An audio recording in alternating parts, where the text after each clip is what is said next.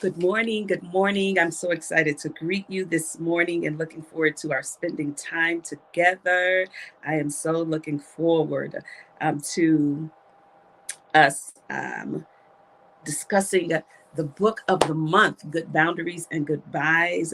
And I am praying if you have purchased your copy, that you are enjoying the read on this morning. I'm going to give us a minute to come on in and to join me so that we can delve into our discussion this morning.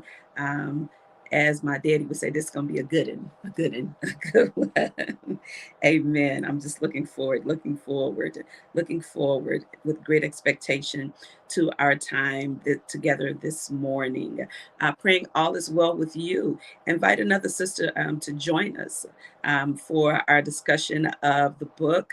As you come in, just greet one another, say hello to one another. Then let me know, have you ordered your copy of Good Boundaries and Goodbyes? Have you ordered your copy? Do you have your copy of Good Boundaries and Goodbyes? Good Boundaries and Goodbyes. This is such a good book. It really is. And I am enjoying going back through it. I'm enjoying it. I'm enjoying it. I'm going to give you a minute here. I'm going to invite a couple of people. How is the weather where you are? What is your weather supposed to be like on today? Um, okay, making sure. Okay. Your weather good where you are? Okay. I'm going to put this here. And then let me do a couple of invites. Um, I'm praying that you are enjoying so far the month of March. Happy Women's History Month. You are a history maker. You really are. You're a history maker. And I pray that the history that you're making, the mark that you're making, is a mark that is going to benefit generations to come. I pray that the example, the things that you have given yourselves to doing, that they're going to benefit and they're providing a foundation for healthy living for those who are coming behind, those who are even watching you. There are women watching you. They're watching you. They're taking their cues for what to do and what not to do from you, how to do what they do. There's someone watching you. They may never tell you, but you are being watched. You are being imitated. You are being mimicked. And so it's important that we live life as if we are aware that we are being watched, that someone is patterning and they're modeling, they're living after what we do, how we do it, and what we say. And so every day it's just so important that we check ourselves, not just before we wreck ourselves, but before we wreck somebody else, because we are going to be held accountable for how we live and the examples that we set for those who are watching us, those who we are mentoring from afar. We don't even know that we're mentoring them, but we are. They're watching us. They're watching us. They're watching us. And so I am excited to spend this time with us, looking at these healthy boundaries.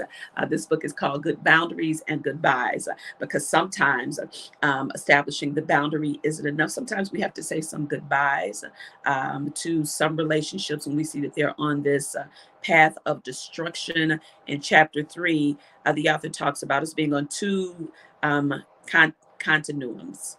Two.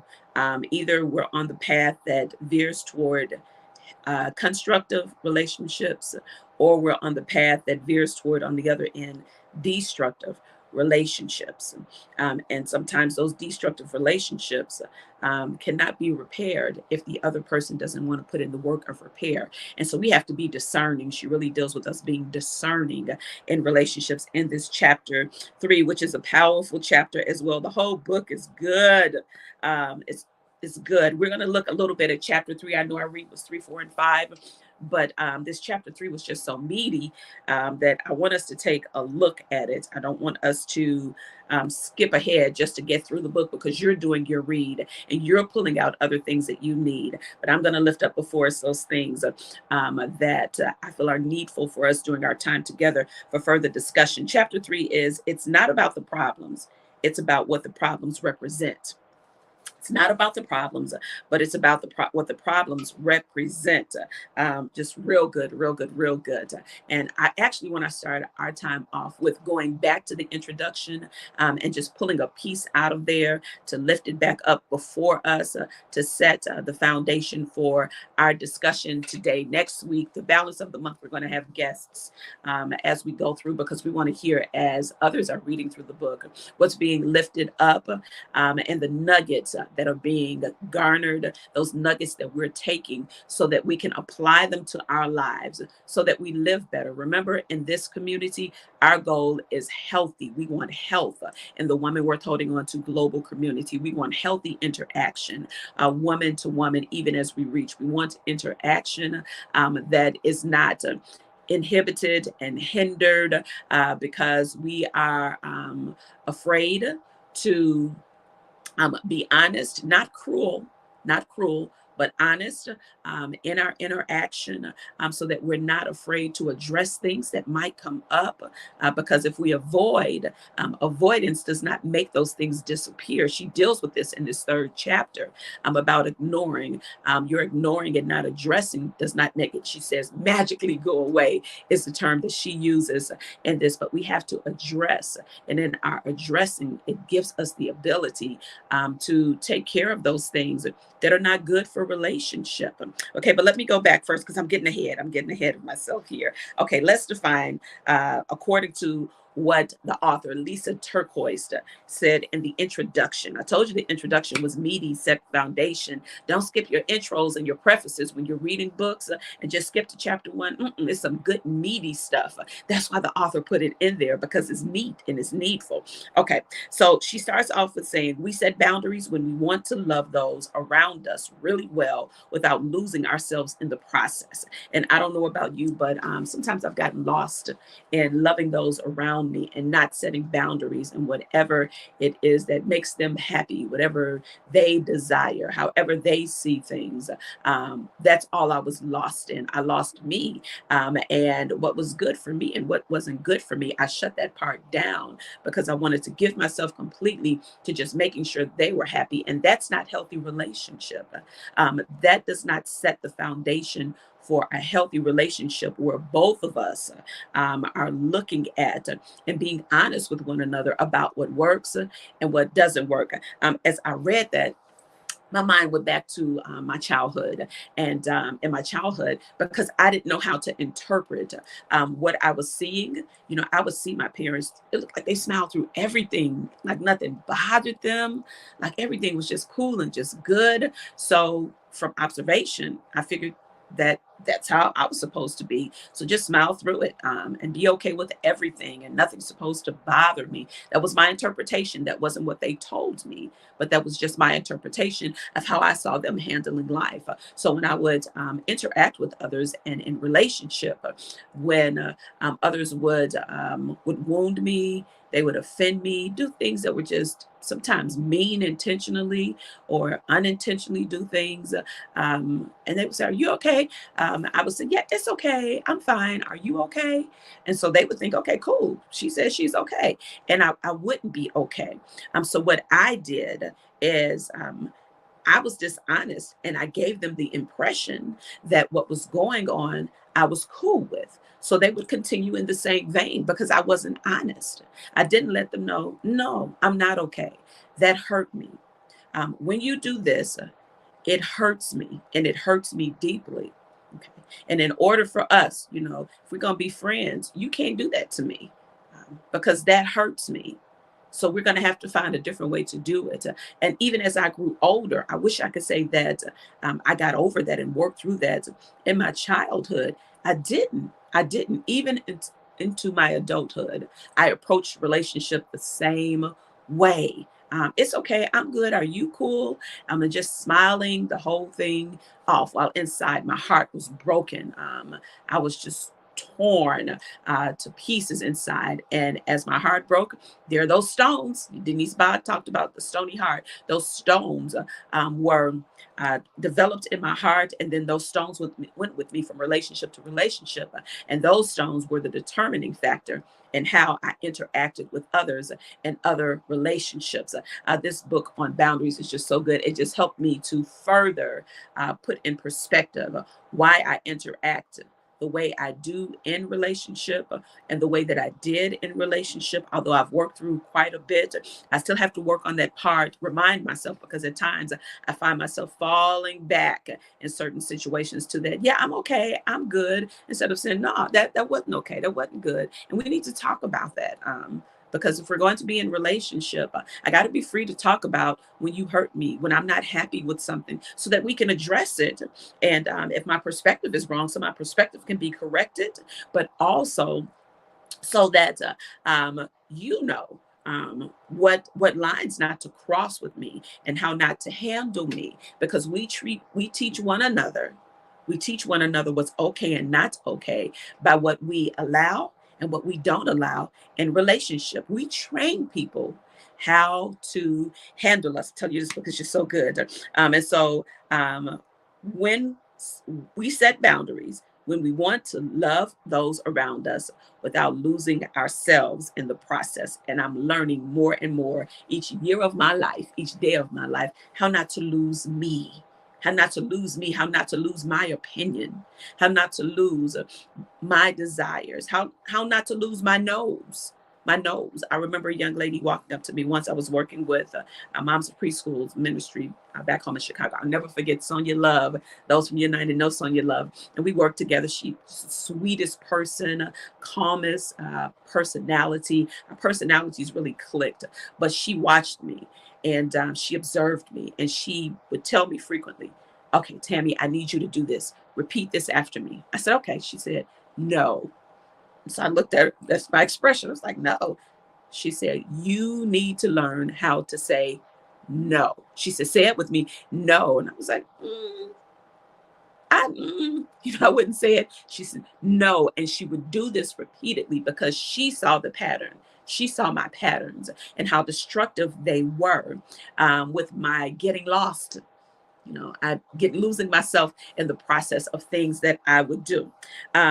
She also says, good boundaries help us to preserve the love within us, even when some relationships around us become unsustainable, and we must accept the reality of a goodbye. And that is so good, because sometimes we just must accept it. If you have a savior syndrome like me, you want to save everything and everybody. You don't want to let go of anybody or anything. You don't want to put the distance between you and others, no matter what they are lost in, no matter if they're not on the same path that you are of constructive relationships.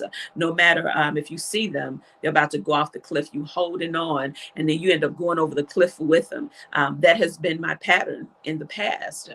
And this is really good. As she states here, we have to be able to recognize when some relationships aren't sustainable. We do. When they aren't, because maybe the other individual isn't willing to put in the work to move from that destructive. And she talks about dysfunction in this third chapter, dysfunctional behavior that leads to destruction.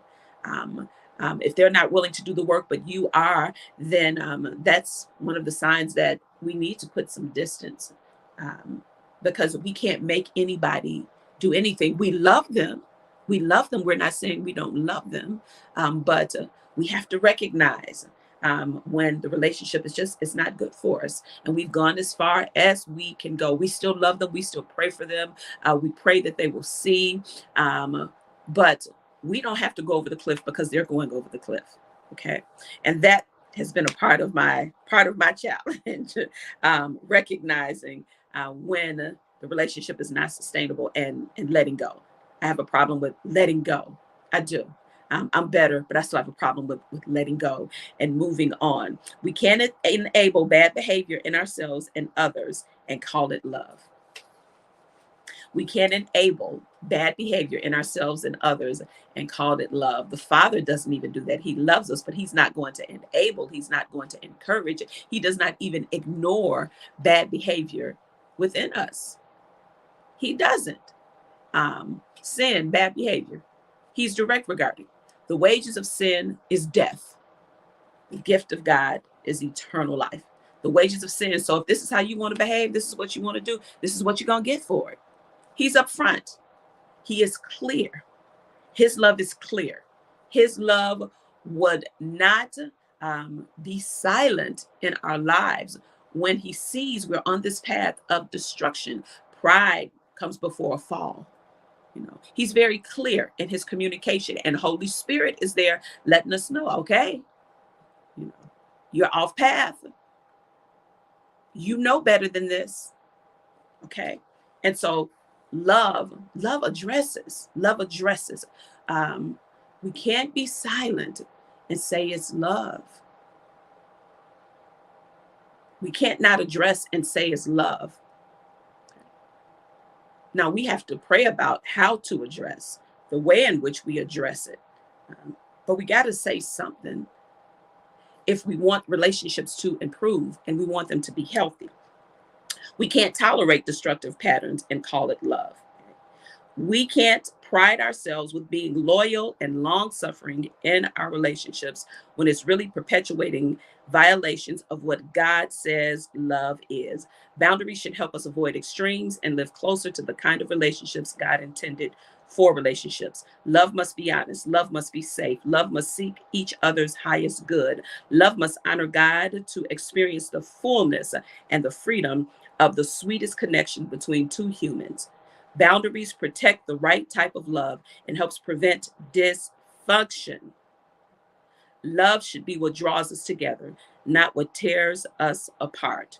Setting boundaries from a place of love provides an opportunity for relationships to grow deeply because true connection thrives within the safety of healthy and honesty. Okay. All right. Okay. And so this is so critical that we take a look at this section that I read. Is just so critical because it sets the foundation as we go through this book. I go back and forth as I'm reading to the foundation because it brings more clarity as I go through the book. These boundaries that we're dealing with are relative to our relationships, setting boundaries in relationship. And in order to set boundaries in relationship, there is a statement that she makes in chapter 3 that was just so powerful that led me to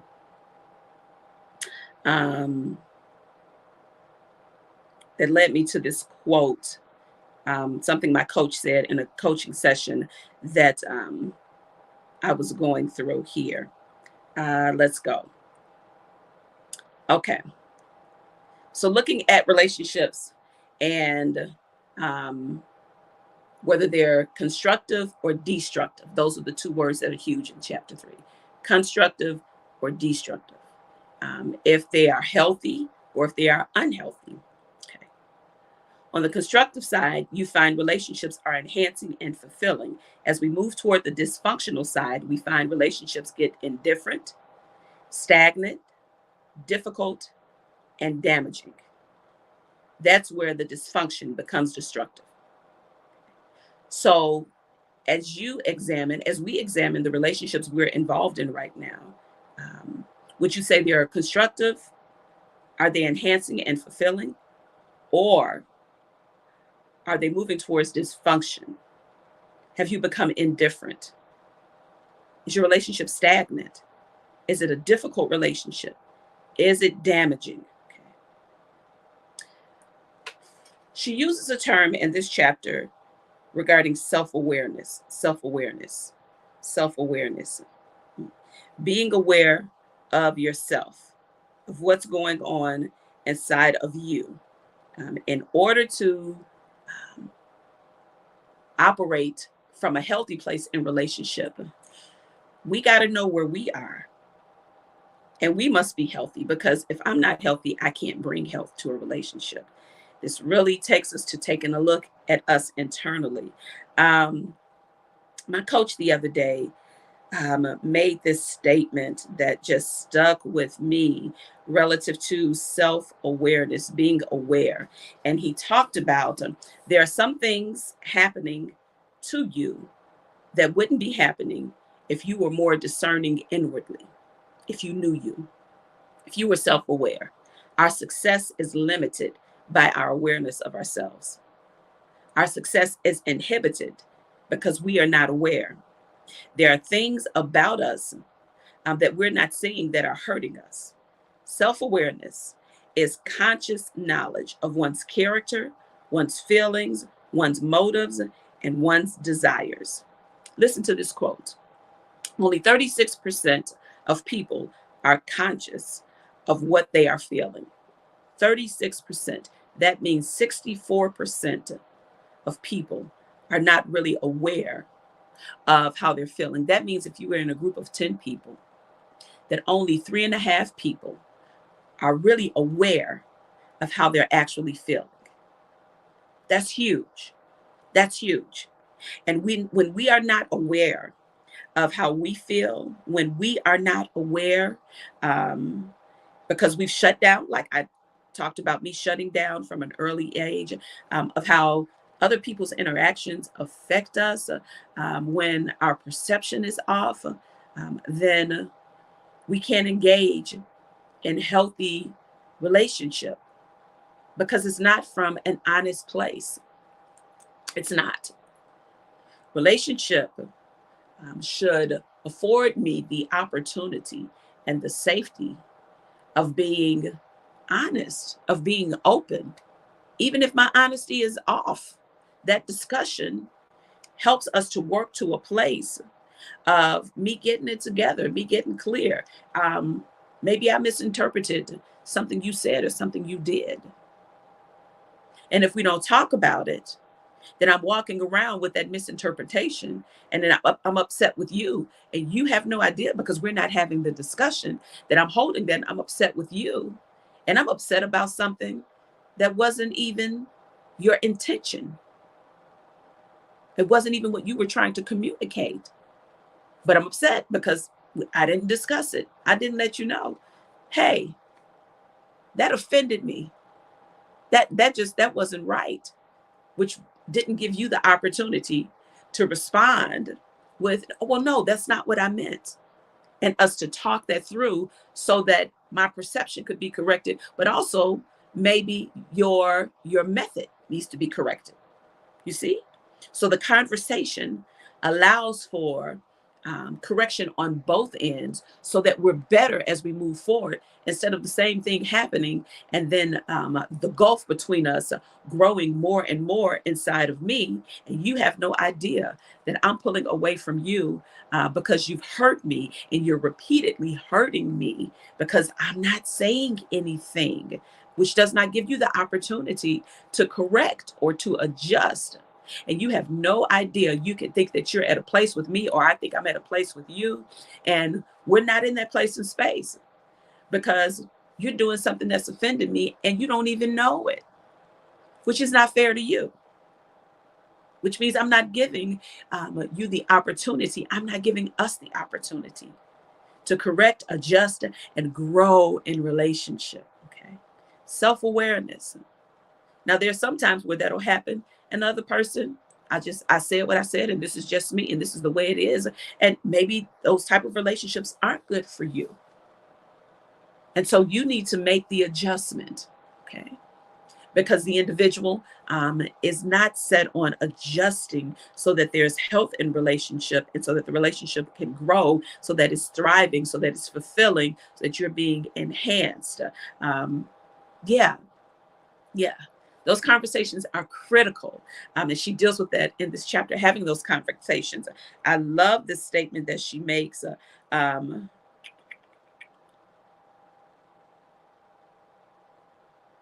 okay.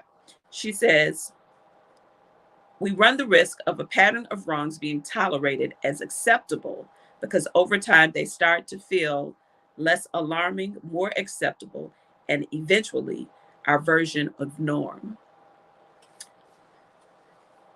And you know what? For me, when I just tolerated for so long, what I did was I shut down and I became numb. I just became numb and just went through the motions in relationship. Not that what was happening was acceptable for me, um, but I just shut down and I became numb. And I wasn't even aware of what had happened internally and the wall that had built up and how I was denying my feelings and what was good for me and what was healthy for me. Okay.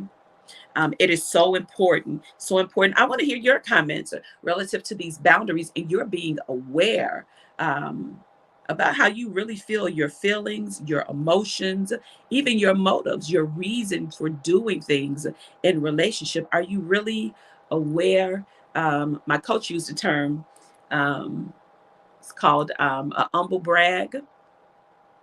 You know, how you'll hear someone say, okay, give an example. Oh, I just thank God for, let's say, um, the number of people who were present at one of your events. You know, oh, I just thank God for that. And he used that example to say, you know, you naming the number. And yeah, we do thank God, but your reason isn't to give God glory. Your reason is because you want to let other people know what you did and how many people were present. It's called a humble brag. So even being aware of your motives, why are you doing what you do?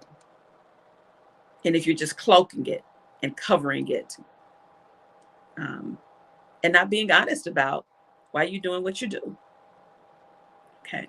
And so with these boundaries, being self-aware, we even have to know our motive. Our motive for what we're doing in relationship is it really from a place of wanting healthy relationship with one another? Are we doing things in relationship to manipulate others, to feeling sorry for us, um, feeling bad for us?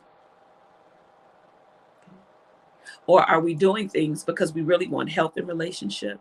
We want healing in relationship. We want wholeness in relationship. Um, Personal issues, again, don't magically go away in relationships. Our lack of self awareness collides with the other person's lack of self awareness. Because a lot of times, not only are we not completely aware about our feelings, our motives, and our emotions, those who we interact with quite often are not aware either. Okay. So we have a choice. We have a choice in those instances. Uh, we can either use this conflict that we come in relationships to make us more aware of our issues or totally ignore what the other person is saying and stay wrongly convinced that this will get better on its own. Appropriately addressing the issue is healthy. Ignoring the issue increases the likelihood of dysfunction. In a relationship where the truth is manipulated, omitted, denied, or partially covered up for the sake of behavior that should be addressed, dysfunction may not be difficult, but may become destructive. Become destructive. So a relationship where we're not being honest, that's a dysfunctional relationship. That's a dysfunctional relationship. Um, Dysfunction means things aren't working correctly, which means something gets in the way of how things should be. Dysfunction means things are not working correctly, which means something gets in the way of how things really should be. So if you pause and think about that in your relationships, are your relationships working correctly? Or is there something getting in the way of how things should really be? Is it avoiding those critical conversations? Are you afraid of those critical conversations? Are you afraid of the outcome of those critical conversations? Are you just not willing to put in the work? Because sometimes we just don't want to put in the work. And we just say, you know, it is what it is. They're not going to change. It's not going to change. Have you given it a fair chance? Or are you cool with the dysfunction? Which leads to destructive relationships.